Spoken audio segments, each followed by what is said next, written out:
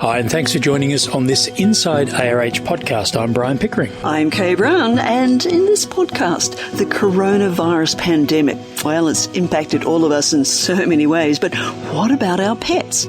How are they coping with being locked down and quite possibly going on more walkies than they've ever had before? Well, while we'd like to say pets are loving this 24/7 time with their special humans as much as we do, the reality is our emergency teams at Animal Referral Hospital locations around the country are actually seeing a huge jump in the number of dogs requiring emergency care after being attacked by other dogs. Now, to try and find out why and how to help prevent more injuries, we've called ARH consultant veterinary behaviourist specialist Dr. Kersti Seksel from the Sydney Animal Behaviour Service.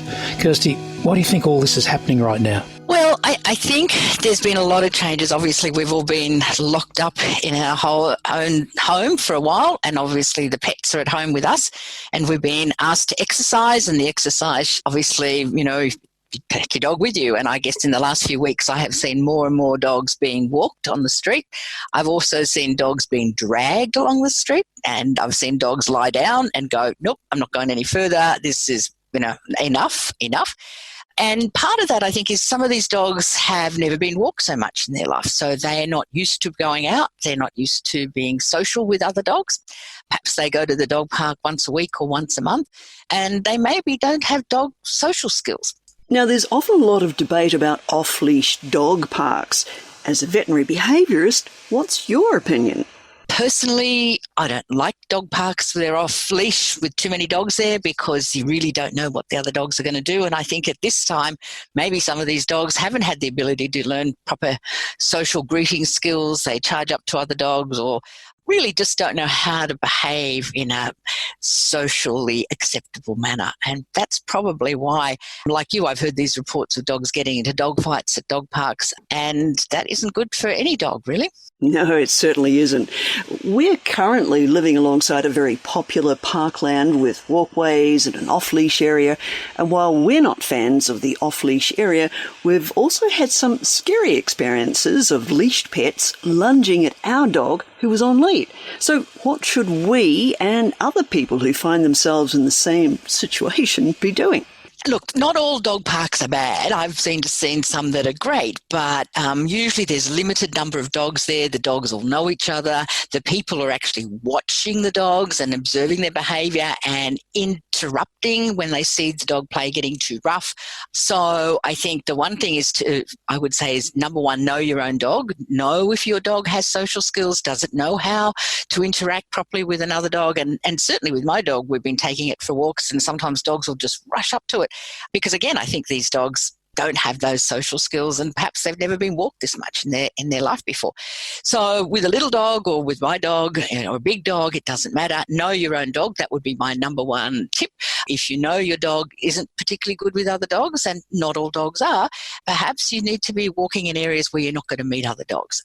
Most people around their own neighbourhood know where the dogs live, which dogs are going to be barking at them, and you just want to avoid other dogs. If you see a dog coming, perhaps cross the road, go to the other side. Just don't give that opportunity for that unfortunate interaction happening, because there's two things that happen out of that. Number one, the dog that gets lunged at gets frightened, and perhaps it was social, but after a while, if every dog lunges at you, you're going to change your mind about other dogs.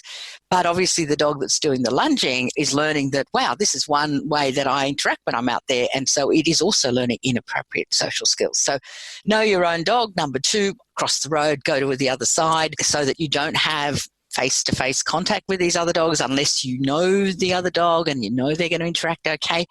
And probably number three, make sure that when you go to the dog park, if you go to the dog park at all, that there's not too many dogs there, because I think that's the other thing that happens. There's a lot of dogs out there at the same time, because that's when people go out to exercise.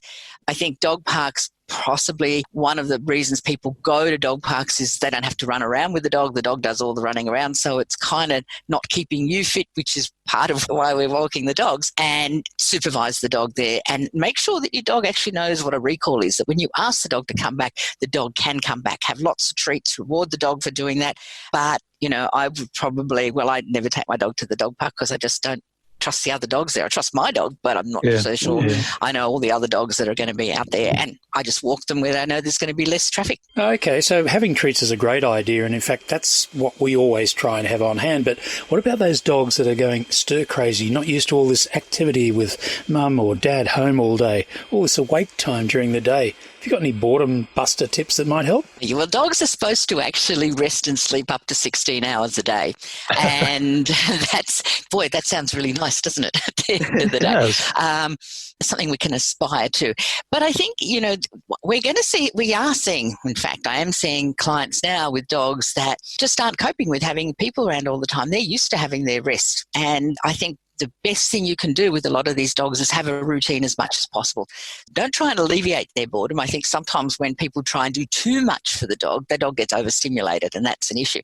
So if you're working from home, perhaps the dog isn't with you all the time, that the dog still has some separation time, that it can go and lie in its own bed, it can rest, it can do the things it normally would be doing. And so that will make it easier, the transitioning back into the work when you're suddenly going away from 9 to 5 or whatever again. Though it would be interesting to see what the new normal becomes. But the dog actually has some routines, and you have some routines as well. And give the dog plenty of opportunity to rest and sleep. That is really, really important. I think providing mental and physical exercise for dogs is good. So, the walk, I think, is a great thing to do. There are all sorts of wonderful puzzle toys now that you can buy for dogs.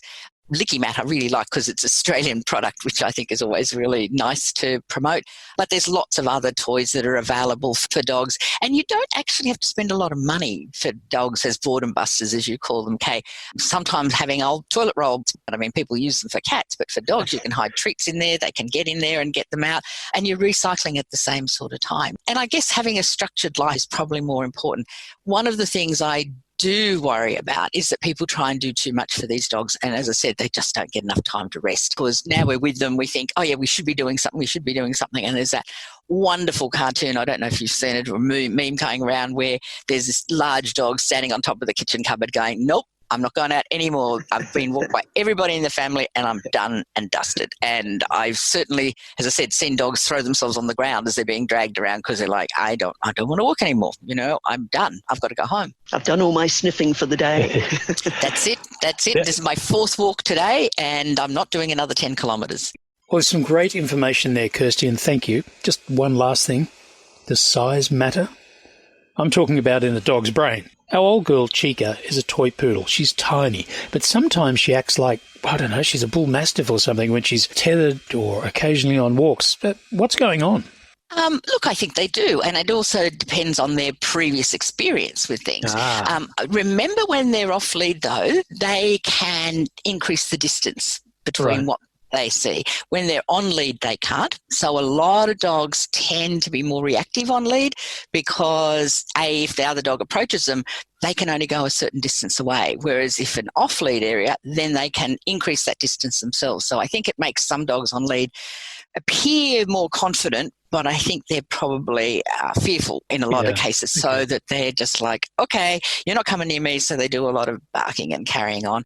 But size, if you're a little toy poodle and you've been, had a bad incident with a mastiff, you probably are going to be worried about the bigger dogs, and, vice versa. Yeah, she's a rescue with a bit of an unknown background, so yeah. Yeah, and even larger dogs sometimes worry about little dogs more than they worry about large dogs. So it's all relative, really, at the end of the day. Wonderful. Thank you so much, Kersti. Lots of great advice. And I know you've got more tips on your website, sabs.com.au. That's Sydney Animal Behaviour Service. Thank you very, very much indeed, Dr. Kersti Seksel. Lovely to talk to you both, and keep safe. Thank you. You too.